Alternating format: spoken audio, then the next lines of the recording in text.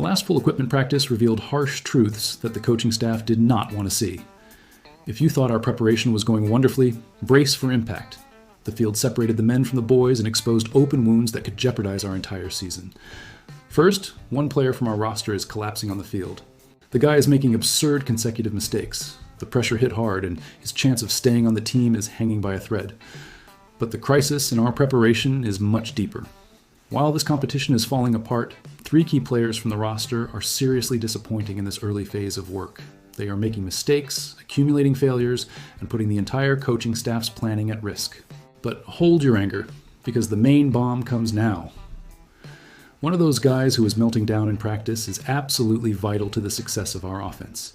He is the key piece of the scheme, and the management's big nightmare is that there simply is no viable alternative on the market or on the bench to replace him if this bad phase continues. But first, leave your like on the video. It's just a click, and it helps me a lot to keep bringing the truth about the Commanders to you. While the Washington Commanders are struggling to gel during the preseason and still face an evident problem in the receiving group, one of the receivers is among the 3 main players on the team who are having difficulties during training camp. The Commanders need everything to fit perfectly if they want to be truly competitive this season. Unfortunately, that's not happening in the early stages of training. A young wide receiver may have a rough training period, and still the team will need him to play a key role in the 2026 offense. The Commanders simply don't have other options with the potential that he represents. However, on the second day of training camp, he let a pass slip. Of course, let's cut some slack for a rookie. Maybe it's nerves or a lack of confidence.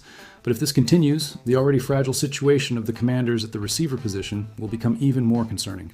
The player isn't disappointing in all aspects. In fact, he received a very positive report from teammate Terry McLaurin, who is considered the team's best receiver. McLaurin stated that the young man is a laid-back guy, but that his performance says a lot about who he is. He's very skilled and agile, and when he is running routes, he is very sudden. You don't know exactly when he is going to change direction until he does. And then he has the necessary explosiveness to break free from cuts, and has very good hands. Those words are encouraging. However, he can't let the ball drop in the preseason. First impressions are terribly hard to overcome. Confidence is measured in small doses in the NFL. For every missed pass, it may take 2 big steps forward to reverse the erosion of confidence. Considering the situation of the Commanders' receiving group, he needs to stand out, otherwise the team's offense may fail. This is especially true in the red zone and in third down situations. The team's center got injured on the first day of training camp. Great. It's one of the key positions where the Commanders cannot afford to lose a player. He comes in as the top player at the position and needed every possible repetition in training camp under the new offensive coordinator. The injury is not serious. The coach said he will be out for about a week. This opened opportunities for other candidates for the position with only 2 plays in their careers, and for a rookie selected in the 6th round of the draft. And they had significant struggles. One possible solution would be for an offensive lineman to play as center, but that would affect the depth of the roster at other positions. The Commanders also signed another player for the position. The Commanders made a questionable choice by releasing a player during the preseason. At least the center has shown enthusiasm in becoming the team's primary player in the position. He stated that he loves playing as a center and enjoys the mental side of the game. It is a challenging position that requires a lot mentally, with important decisions and protection adjustments at the line of scrimmage. A rookie quarterback is having significant struggles during training camp. For him, the tools are not the problem, and he seems to fit well in the team's locker room. However, in the NFL, what matters is what you do when the ball is in your hands. And he has faced adaptation struggles all summer. This was reflected in the training period in a concerning way. He suffered an interception after another player had intercepted his pass earlier. Consecutive practices with interceptions are not a very promising sign for a quarterback competing for development opportunities on the practice roster. He doesn't need to be dominant to surpass his competitor, who is starting his 3rd season in the NFL. The team likes his competitor, but he performed very poorly in last year's preseason. Some observers were surprised that the team kept him on the practice roster.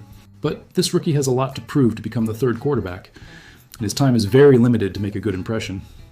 Overall, the coach has been closely observing the areas where the Commanders can improve. He positioned himself at various points in the training camp to observe different aspects of the game. Sometimes he wants to see the defensive look, if it's zone coverage, to see where they are looking. If they have a view of the quarterback, he wants to make sure he's seeing where their eyes are directed.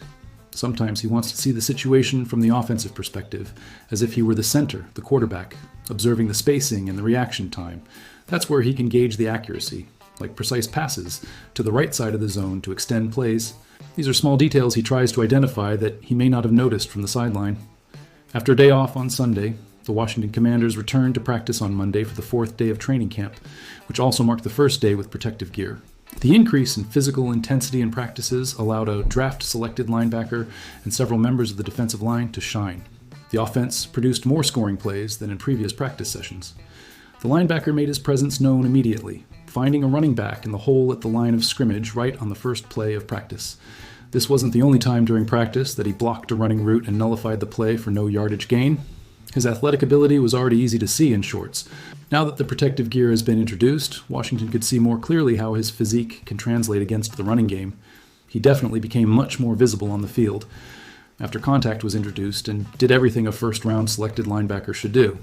The offense felt a change in pace, especially when the quarterback connected a touchdown pass to the star wide receiver in the corner of the end zone.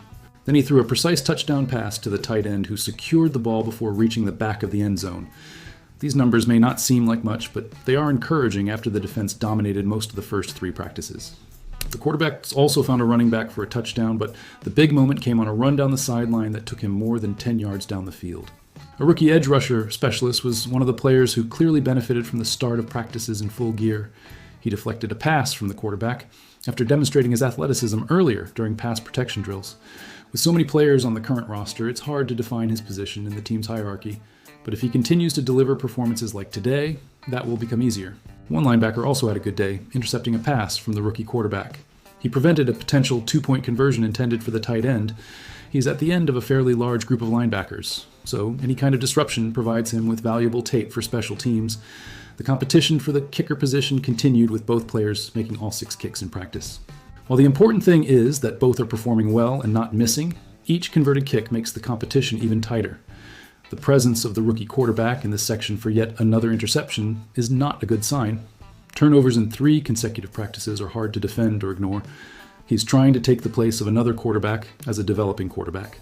Rookies are expected to make mistakes, but throwing interceptions every day will never be acceptable. An edge rusher wreaked havoc again, with his speed once again on display. He easily got past a tackle during pass protection drills. This is not cause for great excitement. A tackle losing an isolated rep to an experienced pass rusher isn't that alarming. Plays like this underscore the importance of full gear practice. Washington may begin to assess whether their tackles can handle the speed and physicality of their own revamped defensive line. While the linebacker provided the clearest defensive demonstration of the day, the quarterback and the offense showed more dynamism than in opening week. The first practice with protective gear provided the Commanders with their most useful evaluation to date. The constant mistakes of the rookie quarterback have become the first official concerning trend of the training period. As a fan, I'm worried about these negative trends that are emerging.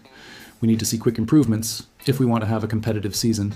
So, fan, after discovering how 3 important players are struggling at the beginning of training camp, understanding how the first practice with protective gear revealed surprising winners and losers, and knowing that a quarterback is making consecutive mistakes that could cost him his chance, which of these situations makes you feel more hopeful or concerned?